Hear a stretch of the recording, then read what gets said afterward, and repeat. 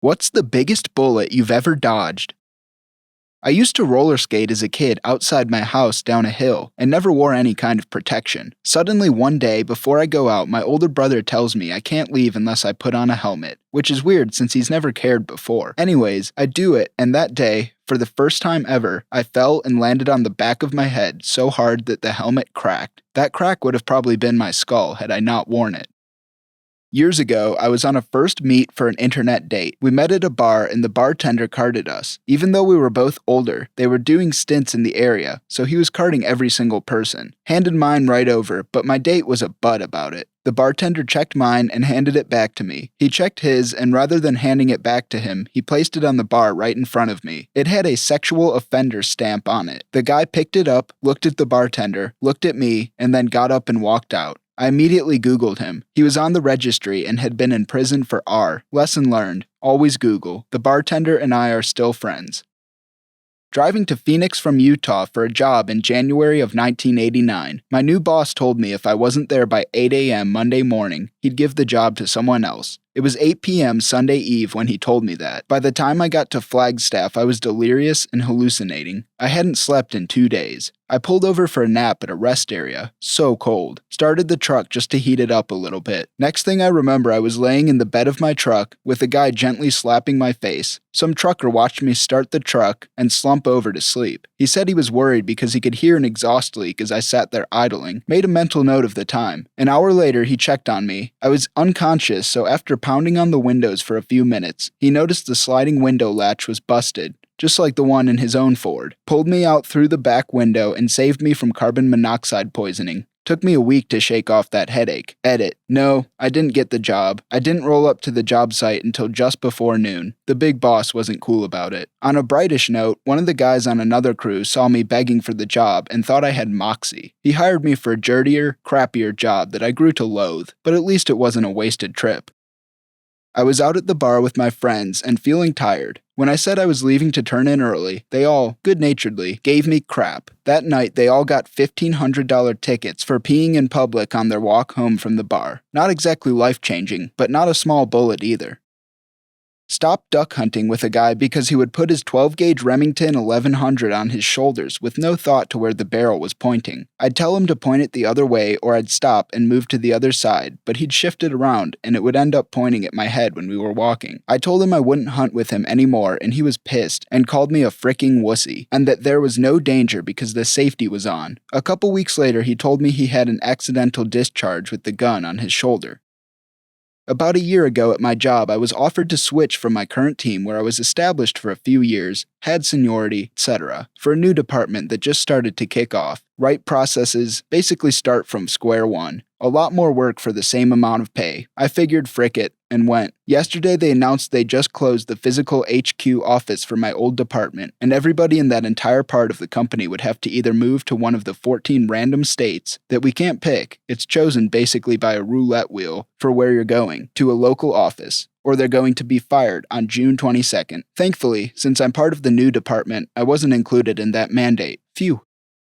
I was working in an amusement park during college, summers. I used to come home from college on a Friday afternoon and usually pick up a Friday shift as well as a full weekend, during the month that the park was only open on weekends. I was a manager at my attraction. One particular Friday, I got home and was just too exhausted to do a Friday night shift, so I bagged it and decided to just work Saturday, Sunday, and be back at school on Monday. I got a call from a good friend and coworker telling me that our attraction was in flames. There were casualties and a couple of my friends and coworkers were missing. 7 people lost their lives. My coworker went back in and pulled people out to safety. He was okay. I was in shock for a few days. Had I done what I usually do, I would have been there in charge, and I know I would have gone in to help. Could have been an entirely different situation. So yeah, I dodged a bullet, but a devastating event happened. I'll never know. I was a teen driver not paying attention at an intersection at the crest of a hill with low visibility when the light turned green. The car behind me honked, and I was just about to go before a truck barreled through the red light on the perpendicular road at a decidedly ludicrous speed. If I had been paying attention and gone when the light turned green, I very likely would have been T-boned to death. Closest call I've ever had. I once convinced 2 police officers I was my fake ID. It was my older brother's ID, 22. I was 19 at the time. Me and my roommate were checking out at the liquor store, and the cashier said my roommate's ID was fake. It was an actual fake with his photo. So the cashier quickly told the other very large worker to lock and barricade the door immediately. They called the cops and practically held us hostage until they arrived. My roommate ended up getting a ticket for his literal fake ID, and I convinced the cops I was my brother. We look like brothers, but we definitely don't look like the same person. What sold them was when one of the cops asked me to name some streets. We were in our college town about 2 hours away from where my home address was. I recited the address on the ID because it was my childhood home, and the cop said, "No, name some streets around this address." He apparently grew up and went to high school in that district, so he was testing me. I named like 5 to 10 road names in that area, and I was good to go. Lol. I have no idea how I didn't panic or act flustered. I've been pulled over for going like 9 miles an hour over the speed limit before, and I was freaking out. But this day I had ice in my veins for some reason. I was on the train in Brooklyn a few years ago. Next to me was this man who had a big butt house tool in his book bag. I think it was a hammer. I am shoulder to fricking shoulder next to this guy, and I knew something was up. He was moving very oddly. It was just a vibe that this man is up to something. I decided once we got to the next stop, I would get off the train and catch the next train, which I did. 30 minutes later, this guy gets off the train at my stop and starts attacking people. He went after the cops and was shot to death. If I didn't get off that train, and instead got off with him, I might be dead. When I was 16, I used a fake ID to go out clubbing. The legal age in Ireland is 18, so I passed for it and did it all the time. One night I felt sick and decided to leave my friends and go home. I knew there was a taxi rank in a small alley somewhere and I was looking for it when an older guy, 20s probably, offered to show me. The alley he brought me down was not the taxi rank. Once I realized, I tried to go back, but he pushed me against a wall and told me I wasn't going anywhere. I just remember not being able to scream. I just froze. It felt like forever, but probably only a few seconds later, some guys I went to school with just happened to walk by the alley, also looking for taxis, and saw me. One of them yelled out my name, and then when he realized the guy had his arm across my throat, he went mental. The guy jumped the wall at the end of the alley, and I just burst into tears. My schoolmate took me home and made sure I was okay. I'm in my mid-30s now, with 3 daughters, and I still shudder when I think of this. When I was 12 years old, I was going to be at home alone one evening since my mother was going to a dinner party at her friend's house. She wouldn't be home super late, midnight at latest, but I would have to tuck myself in and such. I was looking forward to it and feeling like a really big girl. Heck yeah. Since we lived in a kind of shared 2-story townhouse, with close neighbors on each side, and a nice lady living in a separate apartment upstairs, I felt super safe being home alone at night. An hour before dinner time, a good friend called and asked me if I wanted to come to her house and have dinner.